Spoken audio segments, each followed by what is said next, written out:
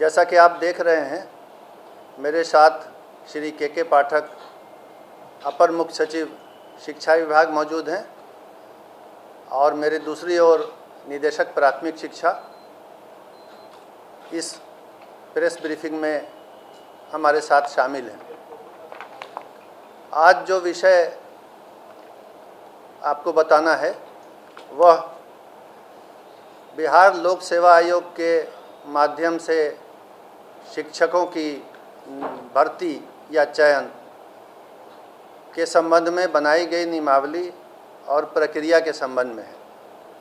और उसमें मूल बिंदु जो मुझे आपको स्पष्ट करना है वह मूल बिंदु यह है कि बिहार सरकार ने नियमावली में संशोधन किया है और किसी भी उम्मीदवार को जो शिक्षक के रूप में बिहार लोक सेवा आयोग से चयनित होना चाहता है, उस उम्मीदवार के बिहार राज्य का अस्थायी निवासी होने की शर्त को हटाया गया है।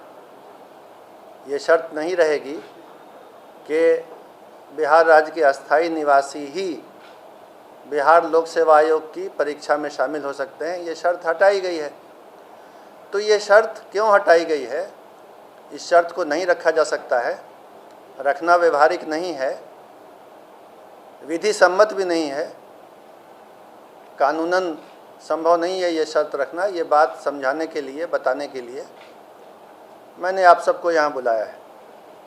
और इसमें सबसे पहले ये समझने की बात है कि भारत का जो संविधान है उसका अनुच्छेद 16 आर्टिकल 16 बिल्कुल स्पष्ट है।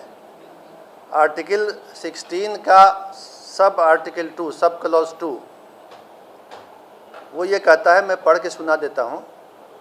राज्य के अधीन किसी नियोजन या पद के संबंध में केवल धर्म, मूल वंश, जाति, लिंग, उद्भाव, जन्म स्थान, निवास, ध्यान देंगे, जन्म स्थान, निवास या इनमें से किसी के आधार पर न तो कोई नागरिक अपात्र होगा और न उससे विभेद किया जाएगा।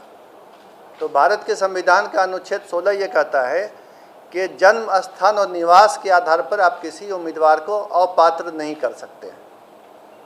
ये नहीं कह सकते हैं कि किसी राज्य से बाहर अगर किसी का जन्म स्थान या निवास है तो वो इस चयन प्रक्रिया में पात्र होने के लिए अपात्र है, अयोग्य है। ये नहीं किया जा सकता है। अगर ऐसी कोई प्रक्रिया चलेगी तो वो गैर कानूनी भी होगी और असंवैधानिक भी होगी।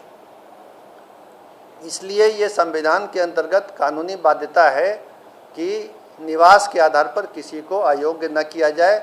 पूरे देश के लोग इस परीक्षा में शामिल होने के लिए पात्र हों। चयन तो मेरिट के आधार पर होना है। अब ये हम देखेंगे कि इसके पहले क्या होता रहा है। बिहार लोक सेवा आयोग के स्तर पर पहले भी 3 बार परीक्षाएं ली गई हैं शिक्षक की नियुक्ति के लिए। वर्ष 1994 में, फिर वर्ष 1999 में और वर्ष 2000 में बिहार लोक सेवा आयोग ने इसी पद के लिए, शिक्षक के लिए परीक्षा ली थी। और तब भी यही नियम था उस परीक्षाओं में भी कि देश के किसी भी भाग का नागरिक परीक्षा में भाग ले सकता है और चयनित हो सकता है। और इसके आलोक में ही पहले चयन हुआ है। ये जो नियमावली थी जिसके आधार पर 1994, 1999 और सन 2000 में परीक्षाएं हुई, ये नियमावली उसके पूर्व 1991 में ही बनी थी। उसमें स्थानीय निवासी का प्रावधान नहीं था।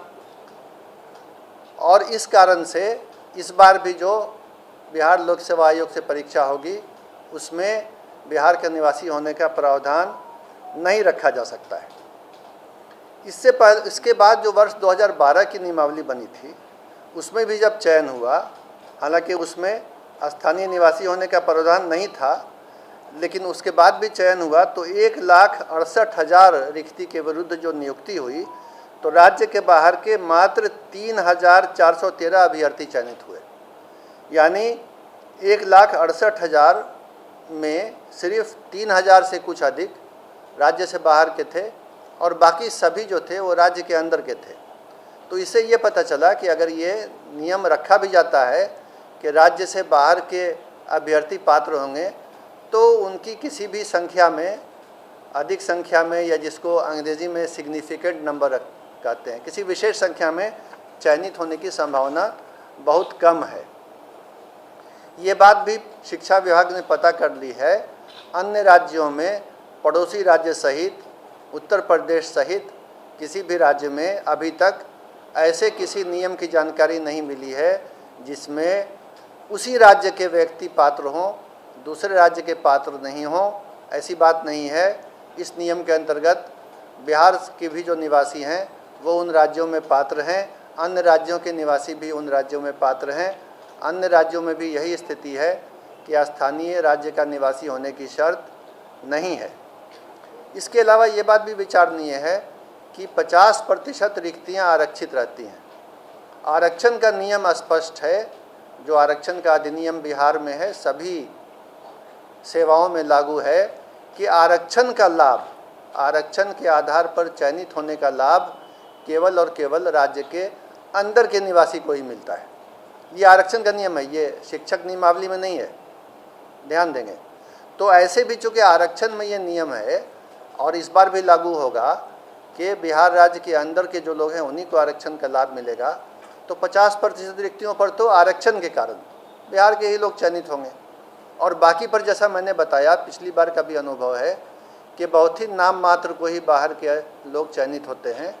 स्थानीय निवासियों को कोई उससे विशेष घाटा या नुकसान नहीं होता है।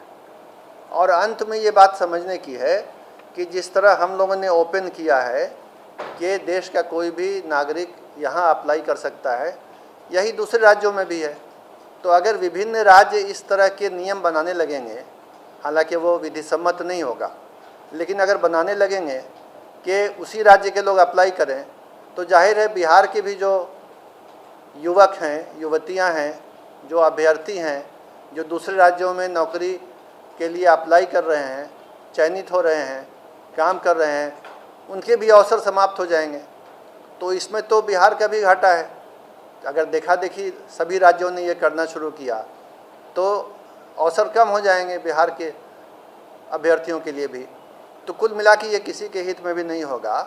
और ये सरकार ने सभी विधिक पहलुओं की जांच करके, कानूनी पहलू को समझ के, बहुत सोच विचार करके ये नियम बनाया है कि बिहार राज्य सहित पूरे देश के लोग अप्लाई कर सकते हैं। हालांकि संभावना यही है कि अधिकांश या लगभग सभी बिहार राज्य के ही अभ्यर्थी होंगे और चयनित भी वही होंगे। अगर बाहर के होते हैं तो संभावना है कि बहुत कम संख्या में नाम मात्र को ही चयनित होंगे, और उससे बिहार के वासियों के हित पर कोई भी कमी नहीं आएगी, कोई क्षति नहीं होगी। और ऐसे तो आप समझ ही सकते हैं कि बिहार लोक सेवा आयोग के माध्यम से मेरिट के आधार पर अच्छे शिक्षकों का चयन होगा, जिससे राज्य की शिक्षा व्यवस्था पहले से भी और बेहतर हो जाएगी। और इसी परिणाम की ओर राज्य सरकार अग्रसर है और बिहार लोक सेवा आयोग के माध्यम से यह चयन होने जा रहा है। तो इन्हीं बिंदुओं पर स्थिति स्पष्ट करने के लिए मैंने आप सबको बुलाया है, और उम्मीद करता हूं कि मैं अपनी बात को आपके सामने स्पष्ट रूप से रखने के लिए सफल रहा हूं। धन्यवाद।